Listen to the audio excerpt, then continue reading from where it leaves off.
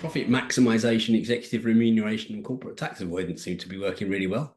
How do we create the space in organizations where they just say, look, the best thing we can do is just stop here and start again?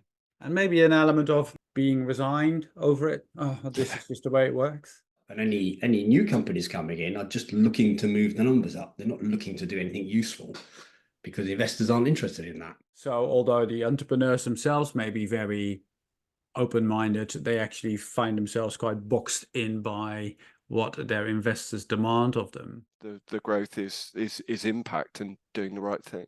This over financialization of everything is diverting people from what they'd actually quite like to do, which is make cool stuff and have happy customers, but are driving other behaviors. An awesome job is putting people together in much smaller teams where what they deliver is much more closely coupled with the impact that they want to have. There are things that government can do to encourage employee ownership, more of a voice for employees in decision making, and equally in society with how services are being designed and delivered. Where we are right now, a return to mediocre would be okay. That would be progress. Welcome everybody to this episode of Work Punks. As always, we have Ben Simpson of VitalOrg, Colin Newlyn of Decrapify Work, and myself, Paul Jansen of TrustWorks. And today we are talking about the world of work and especially what's broken and not broken. Colin, you started this debate online, I understand. Tell us more about where you're coming from. Are you just doom-monger of the month, or are we exploring deeper thoughts? Yeah, I was a little provocative little post, I suppose, where I just said everything's broken, which is very much a theme, certainly obviously in the UK, and I think in the world of work. I mean, that's sort of what Decrapify Work is about. And I was just sort of thought, well, there must be some things that people think are working well. So I just put this post up saying, is everything broken? They listed a bunch of stuff like recruitment, which I think has been broken for a long time, to be honest. Assessment, promotions, training, procurement, which if anyone's tried to buy something in a large organization, it's absolutely torturous. So loads of stuff like strategy, leadership, all that sort of thing.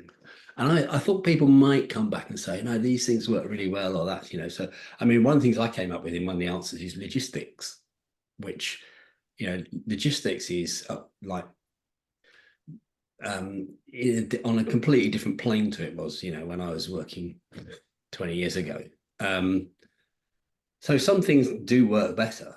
But generally the feeling is that things are broken. And so I was expecting those sorts of, unusually for me, more sort of practical things. And what I got back was, people saying, well, profit maximization, executive remuneration, and corporate tax avoidance seem to be working really well. And a few people made the point that, someone said short-term optimization breaks things, and that it's this pursuit of profit and always looking at things in the short term that causes stuff to break. So yeah, I was a bit surprised about that, and I think on that point, it's it's not so much. It's really that because it's all about the short term, and people, particularly US companies having quarterly results and stuff, they never actually get the chance to go back and fix stuff that they know is broken. And so you take something like procurement, that started off with quite a good idea, and then it sort of got built upon and yet more and more process. And there's never any time to stop and say, hang on a minute, this really isn't working for us. Let's strip it back to basics and start again. Because you don't have time. Well, I mean, to be fair, people did say things that were working was largely around people and the human spirit. So I think they're working in as much as, if it weren't for people being such wonderful, creative and energetic beings, then the whole thing would have collapsed by now. So Ben, what do you think? What do you think is broken I think and that, not broken? Yeah, Mate, everything's broken. Everything's broken. I'm, I absolutely am cheering on, Michael Patterson and others that joined the conversation and said it, but in spite of that, there are great people who show up in amazingly inventive and creative and committed ways and do brilliant work. And yeah, I absolutely second that. But no, I think Colin's list is absolutely right. And I think the diagnosis that he's received back actually is also pretty spot on as well. If we are constantly always chasing the short-term result, then where is the space for people to say, hang on a minute, look at the beast that we've created, in recruitment or in procurement or whatever, and just say, let's just stop, shall we, and start with a clean sheet of paper, because what we've created is no longer serving us.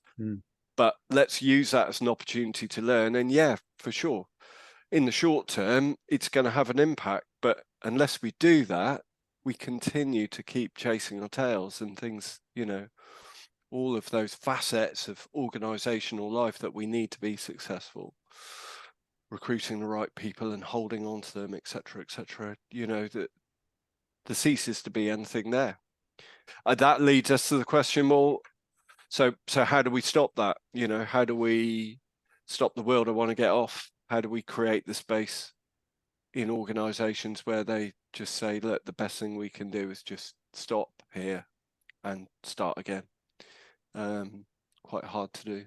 Yeah, that is a good question, isn't it? Because let's face it, behind a lot of the practices that we are now sticking our needles into on a monthly basis, they all started off with the right intentions most of the time.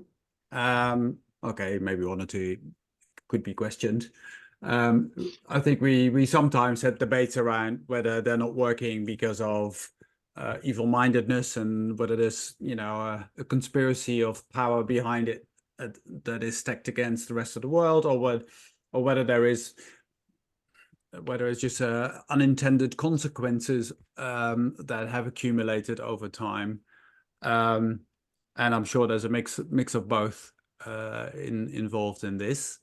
But a lot of I do agree with your observation and of your respondents on the online discussion thread, that a lot of that seems to be about simply not taking the time of taking a step back and asking ourselves, should we be doing this differently? Could we be doing this differently? Yeah. And just and maybe an element of being resigned over it. Oh, this is just the way it works. Yeah. I think there's certainly that people, they don't know how to change it, and that's how it's, I mean particularly when you look at people coming into the workforce, they sort of just think, well, this is how it is, and they don't necessarily see how things can be different. Yeah. I'll just lob in a couple of other things that just occurred to me around this. One of them is have you ever heard the word craft? New one on me.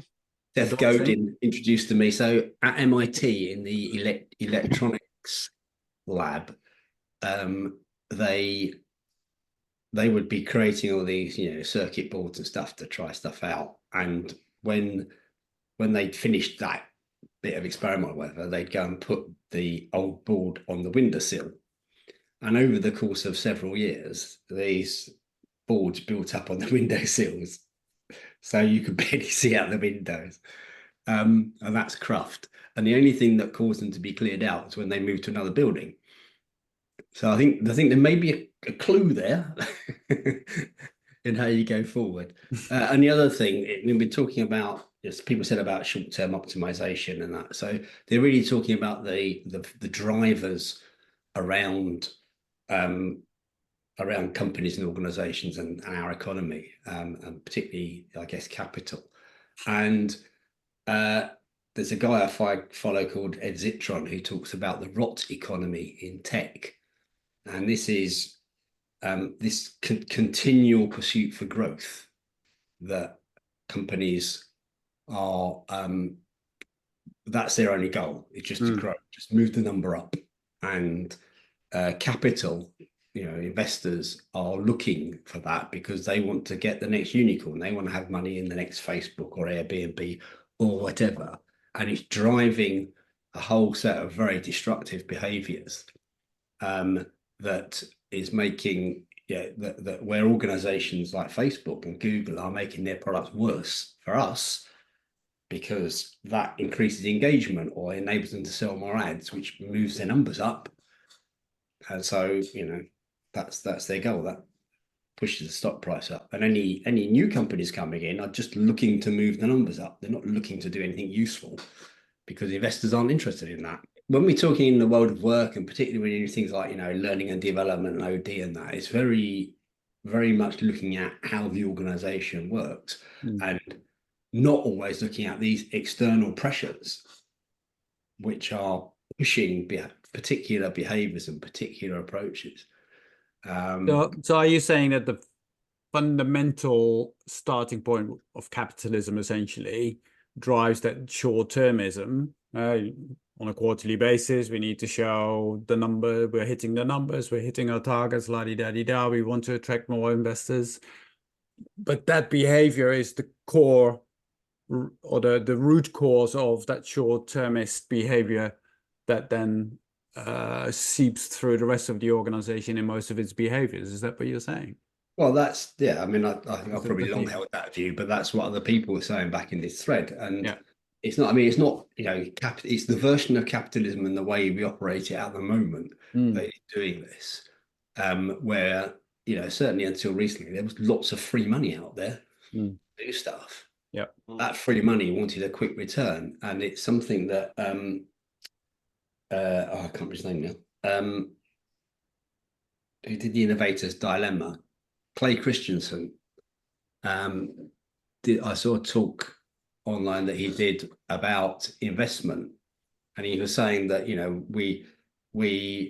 or innovation investment, that companies used to put money into R&D, so they'd be looking for the next big technology wave to come along in 40 years time or whatever, or probably a shorter time frame than that now, but so that's, you had things like the telephone and then the television and the car and, these sorts of technologies that came out of that long-term investment. And what's happened is that's been choked off, and that money is now going into looking for quick returns. So it's chasing growth again, and it's chasing more speculative stuff. So the focus is on that, the focus is on the money basically, and not on what the organization is doing. And that money has always got to be growing. Yeah. And as Frederick Laloux said, normally we would call, I paraphrase him here, but if we had unconstrained growth elsewhere, we'd call it cancer. I recognize some of it in my own little world.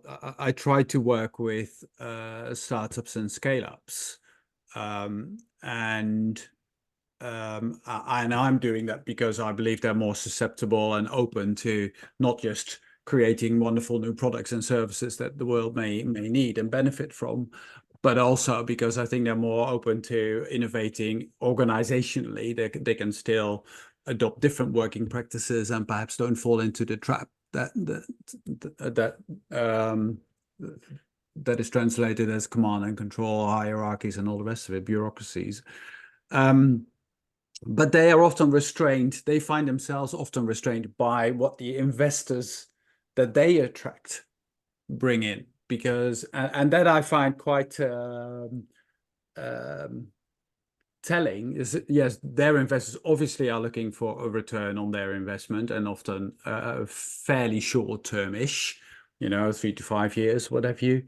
But they also bring in a lot of expectations around organizations, how they are supposed to be running, how are they supposed to be structured, how they're supposed to behave. So although the entrepreneurs themselves may be very open-minded, they actually find themselves quite boxed in by what their investors demand of them. And that sort of perpetuates that kind of behavior and culture as well, doesn't it? Yeah, that absolutely is resonating very strongly with me right now, Paul. So I think both in the world of private equity and venture capital, you have the people that hold the money and therefore the power have been brought up in a certain mindset of management, and we would probably label that command and control. They're worried about their cash and will they get the growth they want. So, you know, they can't help themselves but dive in and meddle and interfere, and their way of thinking is very much the old school way of thinking, because they are that, generally they're that generation and that lived experience. So yeah, I think that's a big thing, and I've observed that struggle going on in a couple of organizations, and I'm not quite sure how we fix that. I think there are some more enlightened VCs and private equity outfits out there now, certainly more that are, you know, so the game for both is growth, right? But I think there are some that, you know, adopt a more of a donut economics idea of limits to growth, and yeah, we can grow, but the dimension isn't necessarily, you know, profit and wealth accumulation. The growth is impact and doing the right thing. So I mean, that gives me a little bit of hope, that is being at least talked about, and there are those outfits out there that both hold the money and therefore the power, and also want to do more of the right thing. There are some big moments going on around the world in terms of potential shifts politically. Elections in the UK, elections in France, elections in the US. I'm sure there's others going on, but these are occupying most of the airwaves here. Colin, you at some point said earlier to us about are we coming to the end of neoliberalism? Have we seen enough downsides of selling off public services to private companies and the downside effects that they have, etc. I wonder whether this will be picked up in the new generation of leaders and of governments that we are subjects of, and whether we can expect that to extend to curbing the short-termism that we see both in how the economy is run and how companies are run. What do you think? Yeah, I think that's my hope. I mean, I offer as evidence that you know, the way we've been going is running out of steam, that there is around the world, you know, pushback against globalization. You know, people feel the you know, the Western economies aren't really working for them, because of the massive accumulation of wealth at the top of these of our societies, and people are, you know, looking for change, and that's expressing itself in different ways. So, you know, it's a big rise in populism, particularly on the right, which is offering, you know, simple solutions to complex problems. Always goes down well. In the UK, you know, looks like people will know by the time this goes out, looks like we've got a new government coming in that's more sort of towards the left, but is looking at a different way. So they are looking for government to be more active, which is against the trend we've had over the past, you know, 4, maybe 5 decades, because the market system is failing. You know, so we've seen in the UK, you know, privatizations that have just been disastrous. And I suppose that's a sort of a case in point. So, you know, we talked about this before. The water companies were privatized, and the belief was that they would bring in these, you know, practices from private industry that would sharpen up delivery and, you know, be more efficient. And actually what came in was the money, and the money just wanted returns. So these industries have not been modernized, they've not been invested in. They've just become very, very extractive, and, you know, they now don't do the job they're supposed to do, and they're costing us more money. So, you know, I don't know. Then there's possibly parallels for that in businesses more generally, that this over financialization of everything is diverting people from what they'd actually quite like to do, which is, you know, make cool stuff and have happy customers, but are driving other behaviors, which is all just about extracting the money and profits and so forth. Yeah, so I think the Labour Party see the role of government about creating the conditions for, you know, they would say growth, but I would probably say more general thriving, because that's what we want in our, you know, that's what we want in society, that's what we want in our jobs as well. And I've always seen the role of leadership as being about creating the conditions for thriving, rather than telling people what to do. And, you know, I'm sure we're of one mind that that's, you know, creating those conditions does not mean having a hierarchy and command and control and people at the top on big salaries. And does that mean, because in my head it feels like, on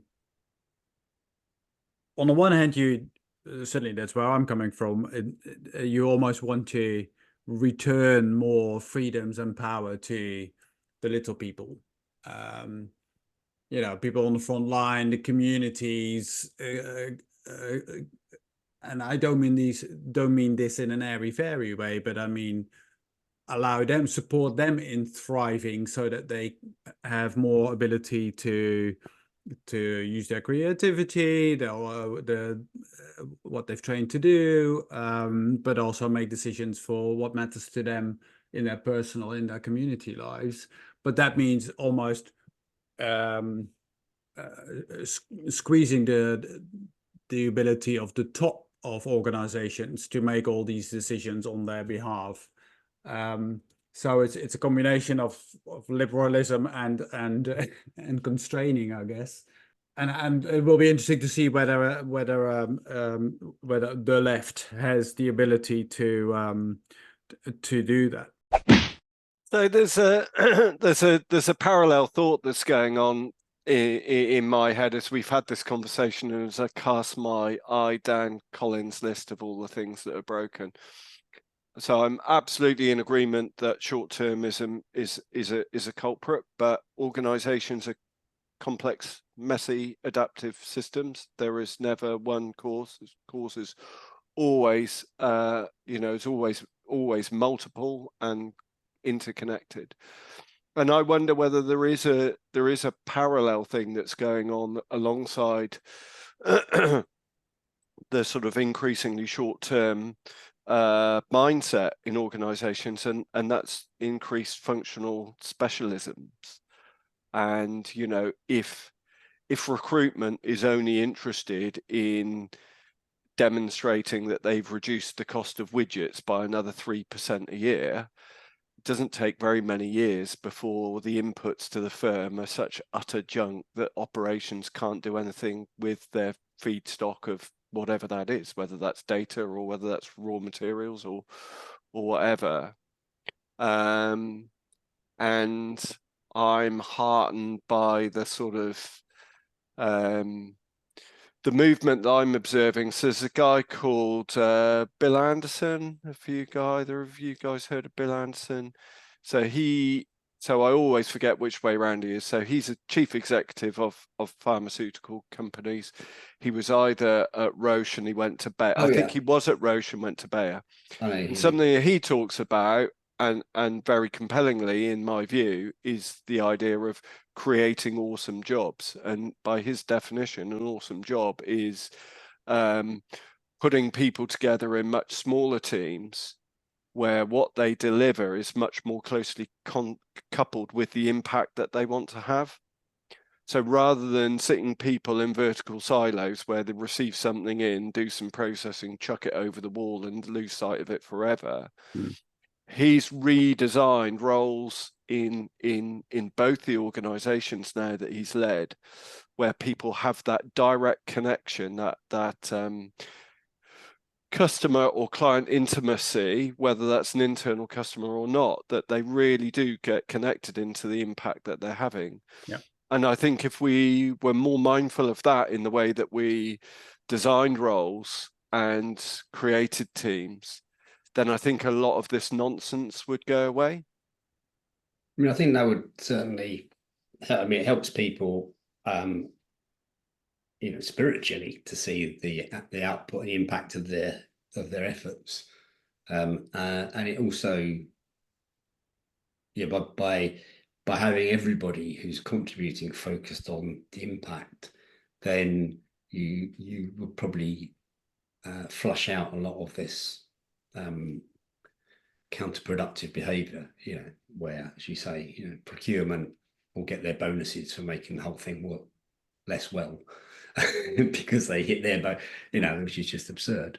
Because it would be, you'd have to look at it in a holistic way. You'd have to join the dots and figure out what was overall productive for the business. And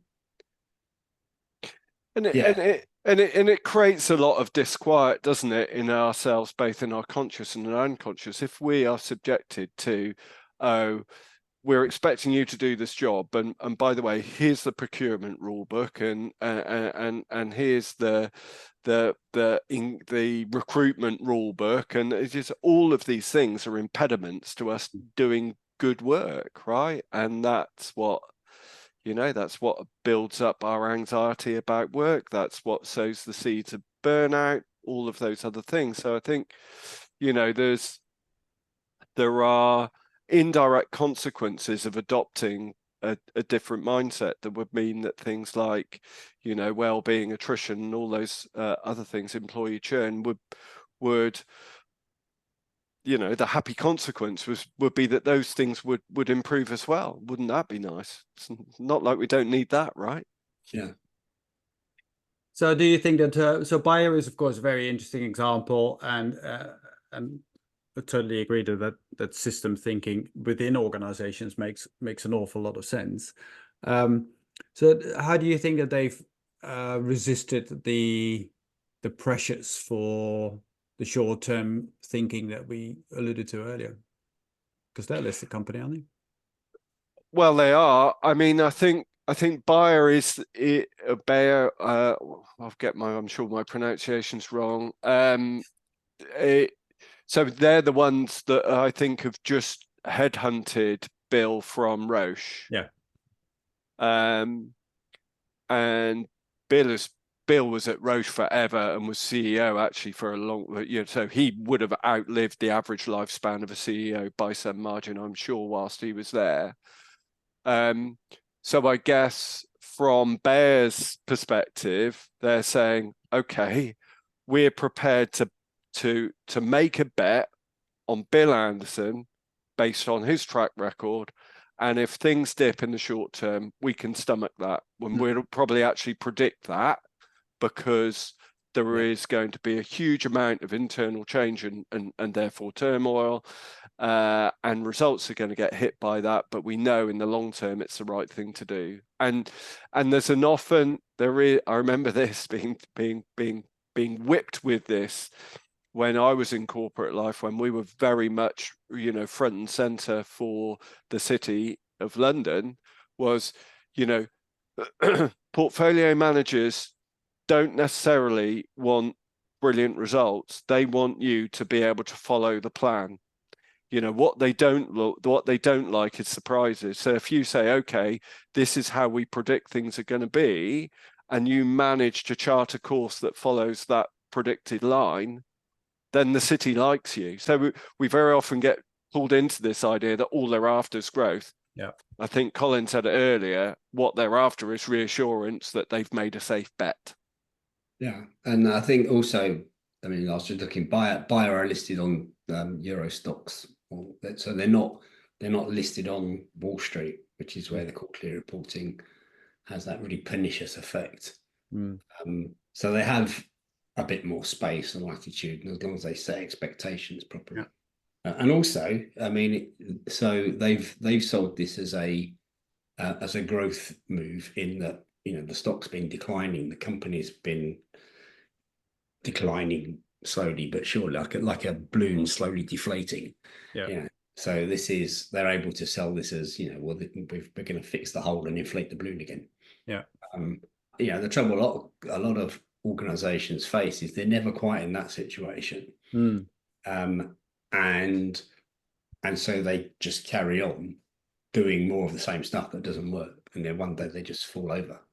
I wait to be pleasantly surprised, I guess. I think there are things that a government can do without becoming totally radical, but there are, of course, things that you can do to encourage a more long-term vision amongst investors.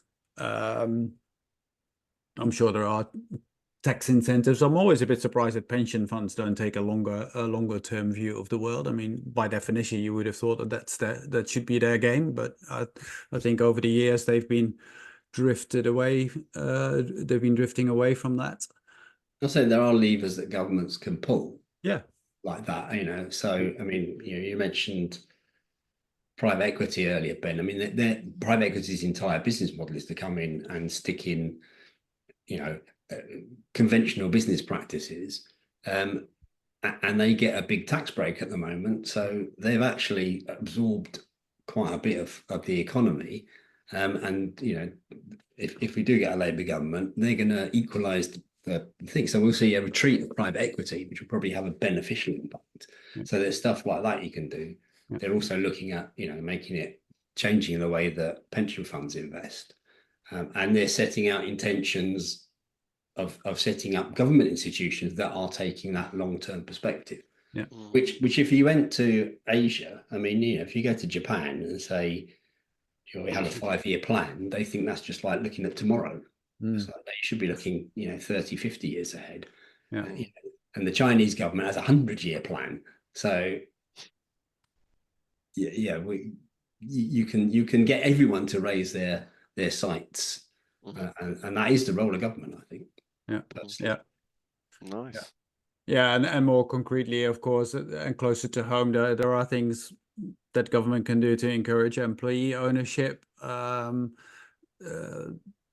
more of a voice for employees in decision making, and equally in society with how services are being designed and delivered, without it turning into a not in my backyard kind of behavior, which ultimately doesn't help either. So it will be interesting to see whether a new government, whether they get the mandate that they're hoping for to really make big changes, and B, whether they are capable and willing to make those big bets and make those big changes quite early on in their existence. One of the things that came up, just to add to that in the thread, was we had a conversation about socks. And I was making the point that, my socks are mediocre. And that's just fine, because my socks aren't really that important. And then somebody else said, oh yeah, but if you're climbing up Everest, so, yeah, but how often do you climb up Everest? So I think where we are right now, a return to mediocre would be okay. That would be progress. And on that note, I think we're going to say goodbye to our listeners and our viewers. Thanks for joining us on this episode of Work Punks, and we look forward to seeing you next time. Bye. Cheerio. Bye.